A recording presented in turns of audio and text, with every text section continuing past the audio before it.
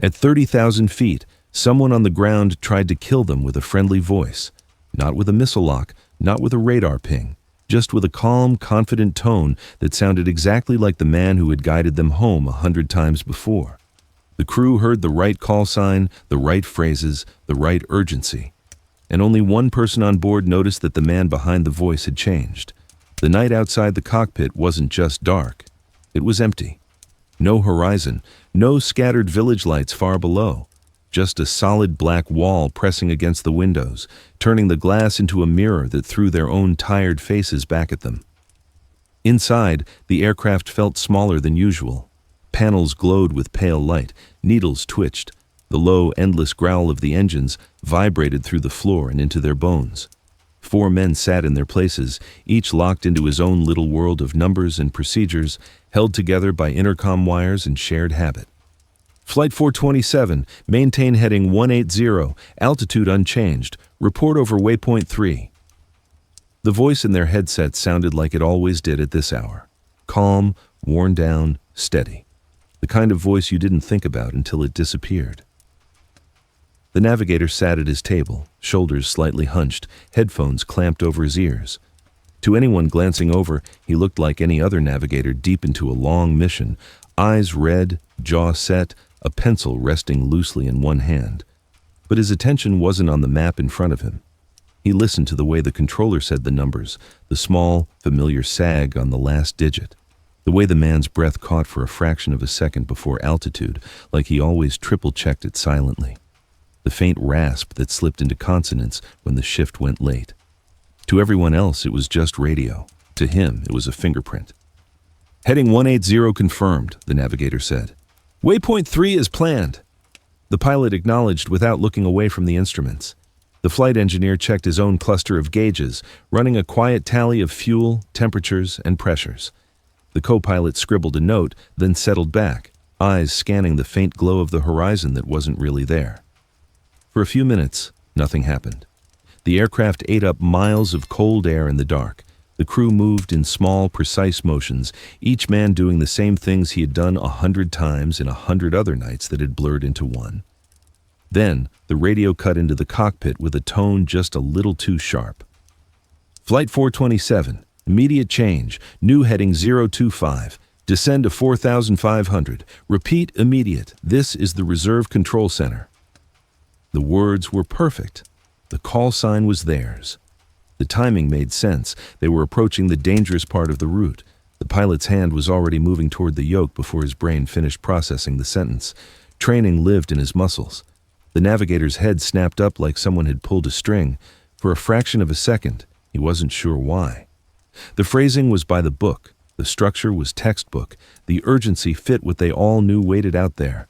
But the man behind the words was off. That's not him, the navigator said. Don't touch the heading. The pilot froze, fingers hovering. What? He said, eyes never leaving the glowing instruments. We've got updated routing, that's what. Same call sign, same channel. The real controller always pauses before altitude, the navigator said. He didn't. The real one softens the last digit when he's tired. This one hit it clean, and he didn't breathe before immediate. He pushed it out like he's been rehearsing it.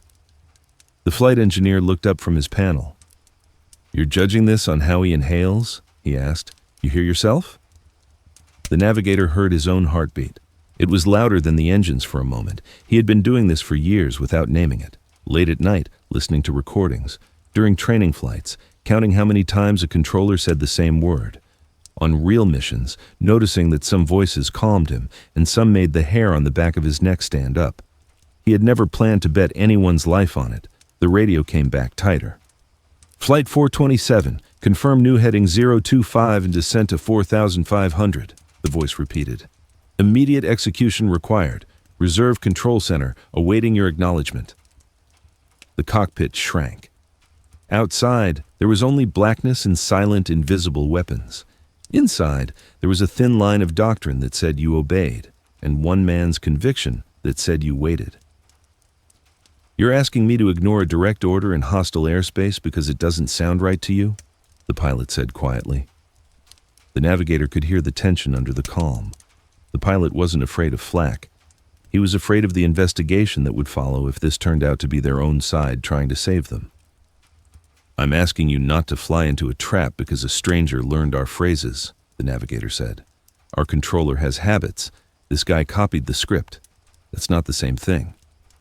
The co-pilot shifted in his seat, glancing between them. "Maybe he's just not the one we're used to," he offered. "Shift change, backup guy, whatever." The navigator shook his head, though no one could really see it in the dark.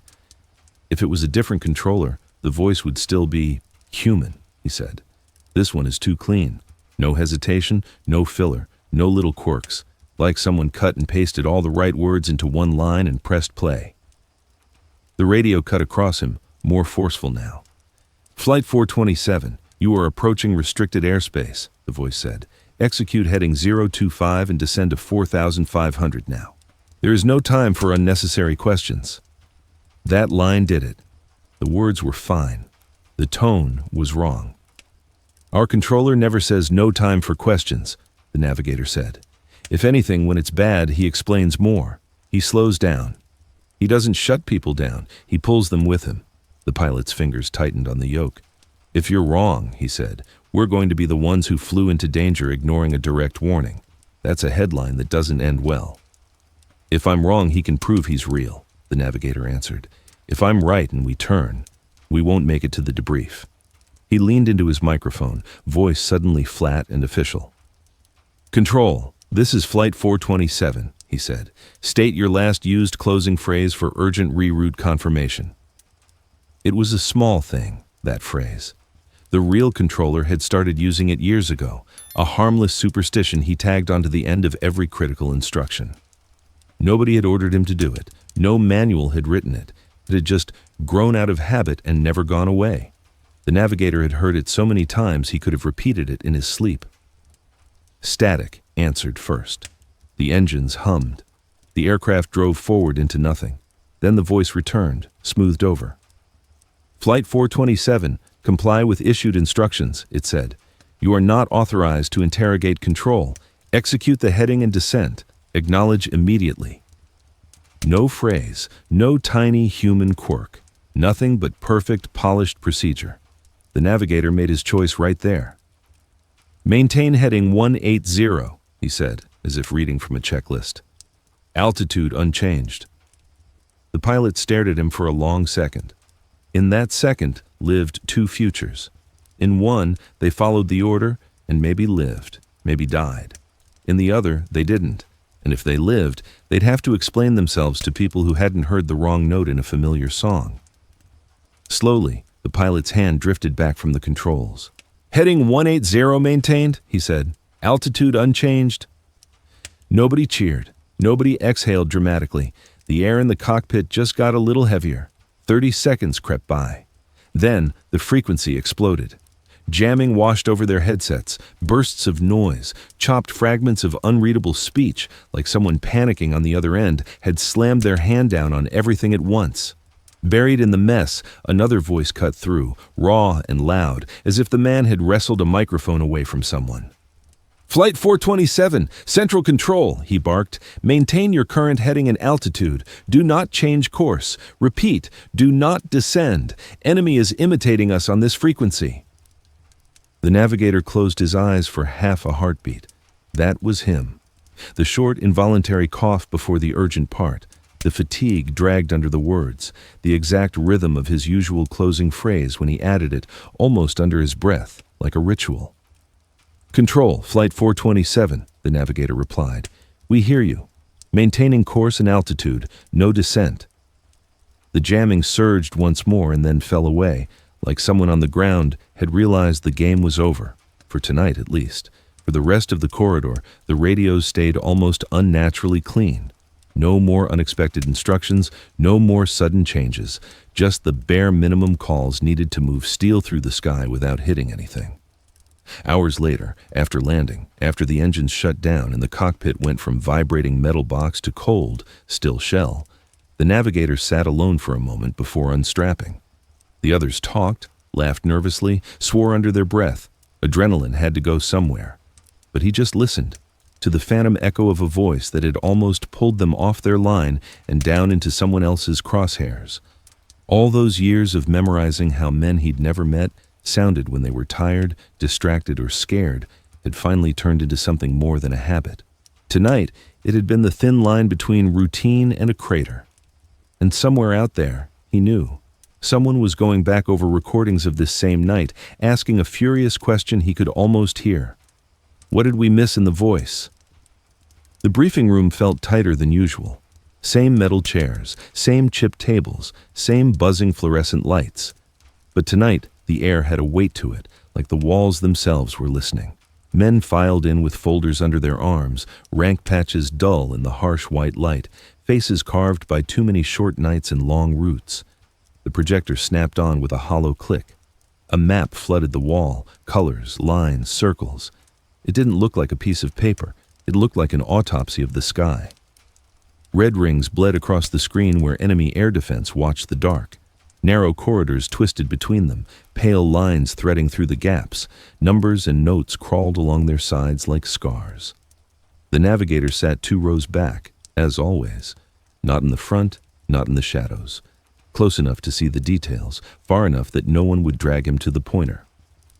The squadron commander stood beside the map, pointer resting against his shoulder like a weapon he hadn't drawn yet. Listen carefully, he said. They're not just shooting at you anymore. They're talking to you. No preamble, no warm-up jokes, just that. A low murmur shifted through the room and died. The commander clicked to the next slide.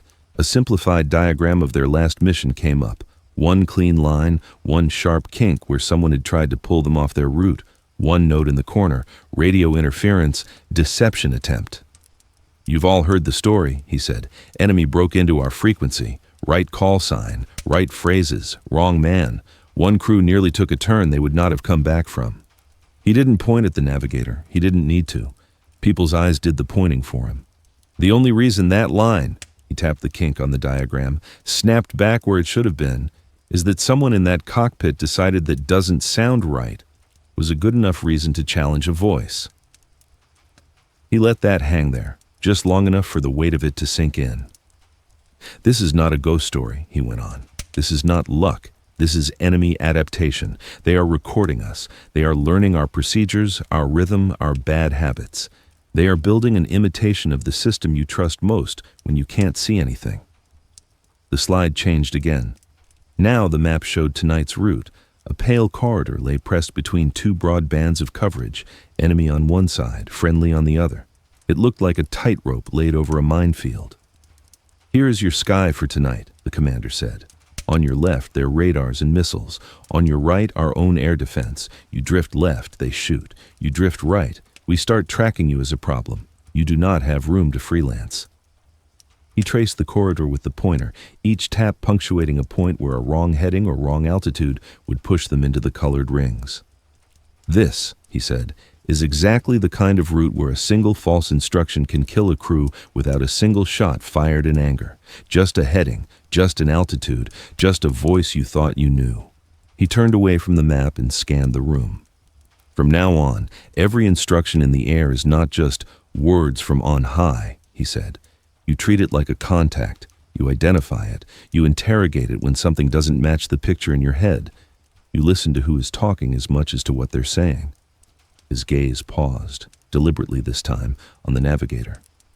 Some of you are better at that than others, he said. Use it. The rest of you, learn. Pens started moving again. Papers shuffled. The briefing ground forward into the usual litany. Fuel reserves, alternate fields, emergency procedures, loss of comms plans, numbers, timings, frequencies, the skeleton of the night ahead. To most of the men, it was a hard mission. To the navigator, it felt like an admission. The thing he'd been quietly doing for years had just been dragged into the center of the room and named without a name. Afterward, the chairs scraped back, metal on concrete. Groups formed automatically, crews bunching up, familiar faces finding each other. The navigator slid his papers into a folder and headed for the door. The young co-pilot caught him halfway down the corridor, long strides closing the gap. "Hey," the co-pilot said.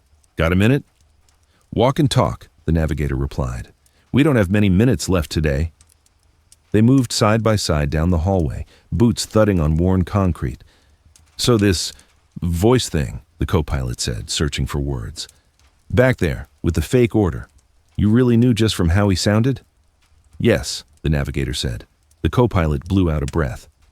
To me, it's all the same soup, he admitted. Static, numbers, maintain this, climb to that. I don't hear personalities. I hear radio. You will, the navigator said. You already do. You just don't realize it. The co-pilot gave him a sideways look. Enlighten me, he said. You know that one controller on day shift, the navigator said, the one who sounds like he's in a hurry even when there's nothing going on? Yeah, the one everyone calls fast forward. You tense up when he comes on, the navigator said. You plan around his tempo without thinking. And the night guy, the one with the dry cough? You relax a little when it's him. You trust that he'll talk you through the mess if something breaks. The co-pilot considered that. Okay, he admitted. Maybe. Still doesn't mean I can pick them apart mid-panic. That's the point, the navigator said. You don't have to pick them apart. You just have to notice when something claiming to be them doesn't hit the same edges. They passed the ready room. Inside, an old speaker hissed softly, playing back recorded traffic from some training day long gone. Voices rose and fell, clearances, corrections, warnings, readbacks. The navigator slowed, listening for a second. Hear that one? He said, nodding at the muffled sound. The controller who drags his 9 into 9 every time? You could pick him out in a storm. The co-pilot strained to hear through the door. It still just sounds like noise to me, he said. The navigator didn't argue. Tonight you'll have hours to practice, he said. Just don't start the lesson by obeying the first stranger who says your call sign right. On the flight line, the world narrowed to cold air, harsh lights and hulking shapes of aircraft waiting with open hatches and dangling cables. Ground crew moved like shadows around them, shouting over engine tests, dragging carts, checking panels with flashlight beams. Their aircraft stood off to the side, metal skin catching streaks of pale yellow from the floodlights. It looked exactly like it had yesterday, and the day before, and on the night when a stranger's voice had almost turned it into a falling piece of debris. At the foot of the ladder, the pilot clapped a hand on the navigator's shoulder. Still sure about this listening to your gut thing? He asked, half serious. The navigator met his eyes. It's not my gut, he said. It's my job. The pilot held his gaze for a heartbeat, then nodded once. Fair enough, he said. Let's go do our jobs then. Inside the cockpit, everything snapped back into the comfort of repetition. Straps tightened, switches snapped, indicators came alive in sequence. The intercom filled with short functional statements. Battery on. Power set. Gyro spinning. Navigation systems aligned. The navigator spread his charts, checked waypoints, cross-checked times. His fingers moved out of habit, but his ears stayed tuned to the radios, even before anyone spoke. When the tower finally called them, it was like hearing an old song. Flight 427, taxi to holding point runway 27, the familiar voice said. Wind calm, report ready for departure. Same calm drag on certain words, same unhurried pace, even with other aircraft chattering in the background. The sound of someone who had seen just about every way a night could go wrong and hadn't panicked yet. Taxi runway 27, the pilot replied. Will report ready, flight 427. On the way out, they rolled past other aircraft waiting in the dark, engines spooling, position lights blinking, ground crews stepping back from machines they'd just signed their names under. The navigator watched them slide by through the side window, each one a metal coin someone was about to throw into the sky, and hope came back. At the runway, they held short. There was a brief familiar pause as Tower juggled other traffic. A different controller's voice cut in for a few seconds, dealing with an approach. The navigator tagged him silently in his head. Higher pitch, clipped endings, slight impatience. Then, their controller came back. Flight 427, wind calm, he said. Runway 27, cleared for takeoff. Climb initially to 5,000, then is cleared. Report passing 3,000. There it was again, that small, almost invisible tick on the numbers, the quiet, automatic add-ons he favored when he cleared someone into the dark. Cleared for takeoff 27, initial 5,000 will report passing 3, the pilot read back. The throttles went forward, the engines roared. The aircraft shook itself loose from the earth and hurled its weight down the strip of light. The runway lights rushed past the windows, then fell away. The nose came up, The vibrations changed from the rumble of wheels to the humming strain of wings holding everything up by brute force and faith. 3,000, the co-pilot called. Control, Flight 427, passing 3, the navigator reported. Roger, the controller replied. Continue climb, you're looking good. The words weren't special. The way he said them was. As the city glow faded behind them and the ground below turned into an invisible, hostile plane, the navigator settled deeper into his seat, headset molded to his skull. Tonight, the war for their lives would be fought in a lot of places, on radar screens, in missile batteries, in the thin skin of aluminum holding pressure against vacuum-cold air. But for him, it would also be fought in the tiny differences between one voice and another, in the cracks between real and rehearsed, in the half-second pauses where a human being had to think before speaking, and where a fake script might not. He checked his watch, checked the next waypoint, and listened to the silence on the frequency. Somewhere beyond that silence, someone else was also listening. Someone who had heard them survive the last attempt. Someone who would try again. When that happened, the navigator intended to be ready, not with a weapon, not with a warning light, but with the one thing the enemy still hadn't managed to copy perfectly. His memory of how a real man sounded when other people's lives depended on his voice. By the time they reached the middle of the corridor, the night felt heavier. Behind them was the safe air they had left. Ahead, the map showed only overlapping circles of threat and a thin, pale line threading between them. Outside the cockpit windows, there was nothing to see, just a depthless black pressing against the glass. Inside, the world had shrunk to instruments, breathing, and the quiet crackle in their headsets. Next waypoint in 7 minutes, the navigator said. Heading steady, altitude nominal. The pilot gave a short copy, eyes buried in his scan. The co-pilot checked the time, then checked it again. The flight engineer ran through fuel numbers, tracing imaginary lines in his head between current burn and the airfield they hoped to see again. On the scope, their symbol crept toward a section of the route that had been circled twice at the briefing. A knot of enemy coverage sat just off the corridor, waiting for someone to drift, to hesitate, to obey the wrong voice. The radio broke the silence with a familiar weight. Flight 427, Central Control, the controller said. Confirm on planned course and altitude. The navigator listened as much to the spaces between the words as to the words themselves. Same scrape before speaking, same slightly flattened last digit, same tired steadiness you didn't get from a script. That was him. Control, Flight 427, the navigator replied. On course, maintaining altitude. Roger, the controller said. Continue. Report over next waypoint. The call ended.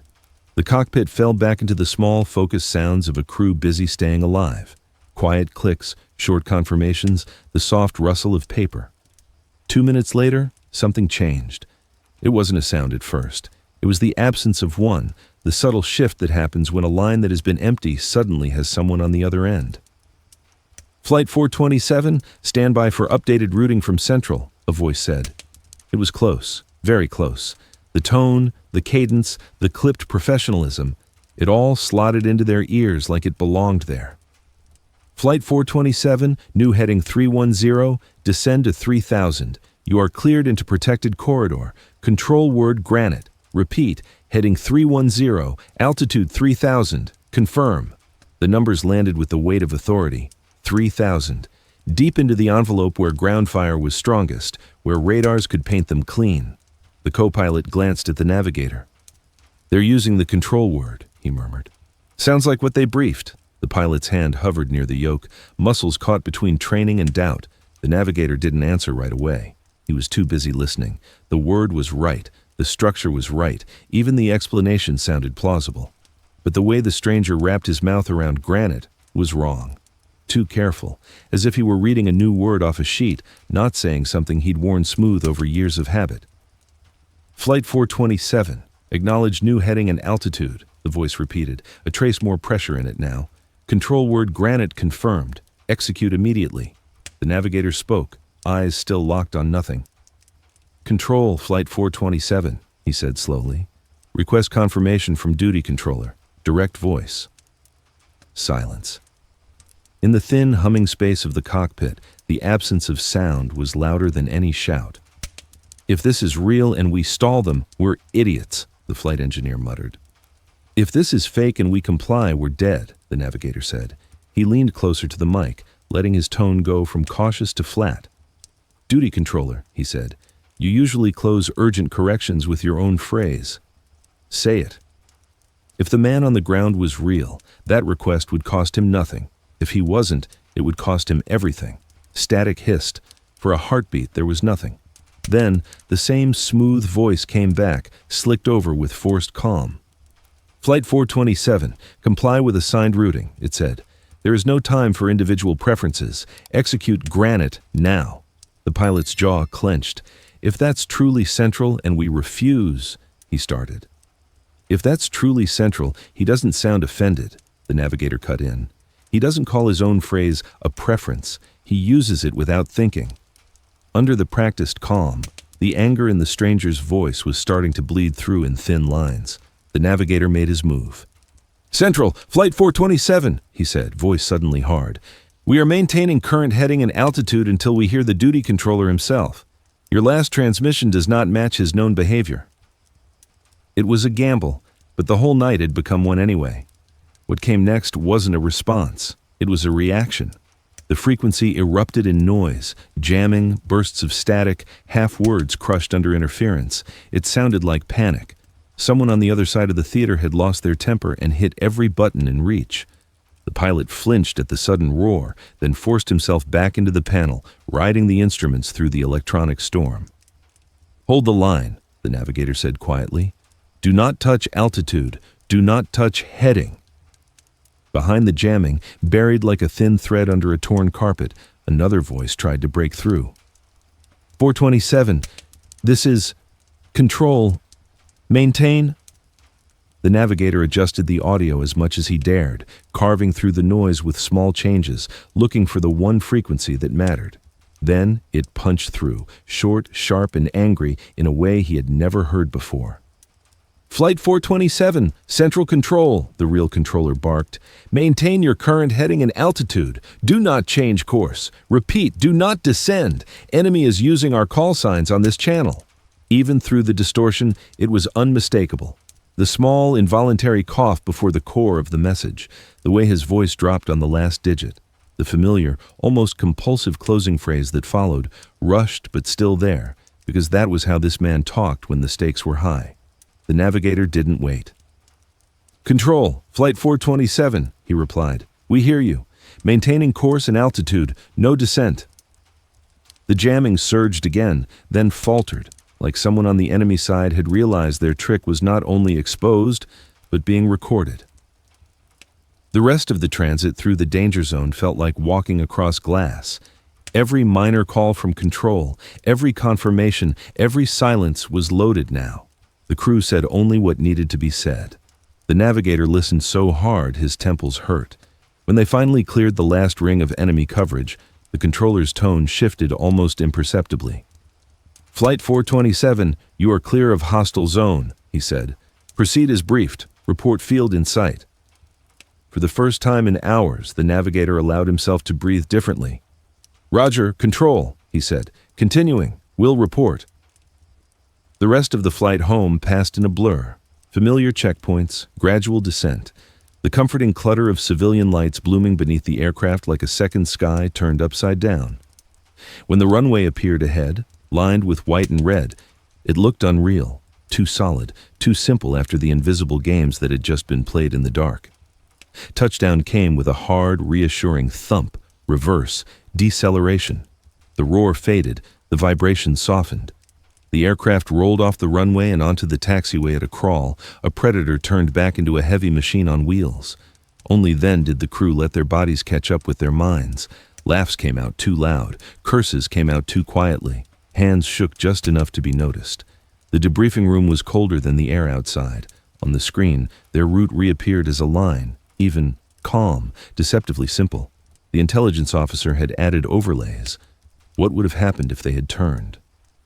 Here, he said, tapping a point along an alternate dashed path that peeled off where the false granite order had tried to pull them. This is where they wanted you. 3 threat rings overlapped at that spot. Icons marked missile batteries. Notes listed ranges, engagement altitudes, firing arcs. At 3,000 on heading 310, you would have entered a pre-built kill box, the officer said. Multiple systems, coordinated coverage. You would have been tracked long before you knew you were being painted. There is no realistic escape profile from here with your current load.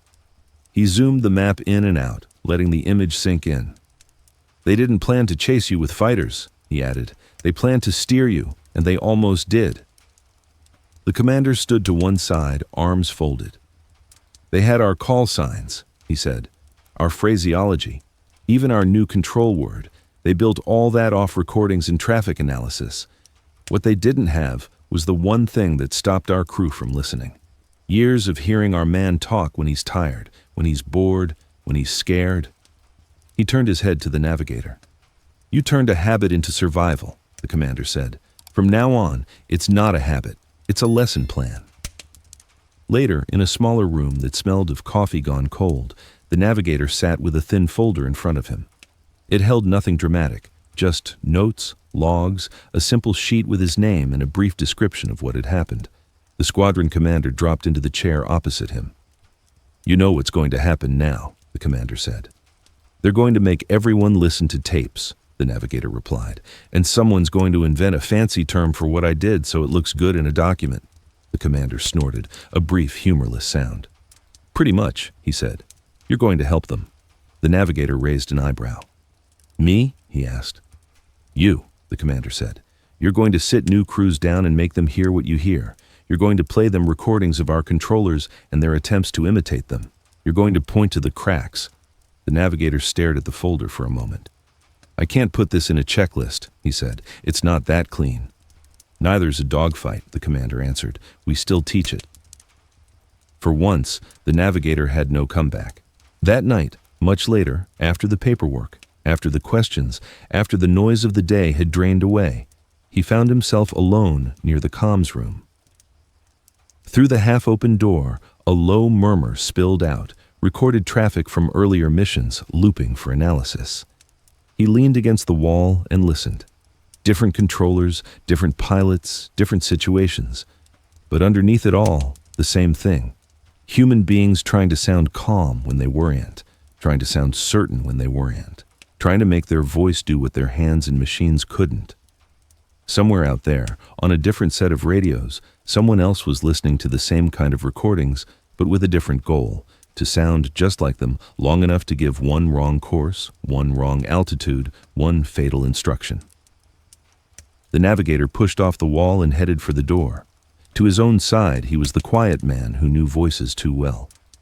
To the enemy, even if they never learned his name, he was something they hadn't planned for, a man who treated sound the way others treated radar tracks, and who had just proven that sometimes the smallest detail, the slightest hesitation, the one wrong note in a familiar song could be the difference between a safe landing and a crater in the dark.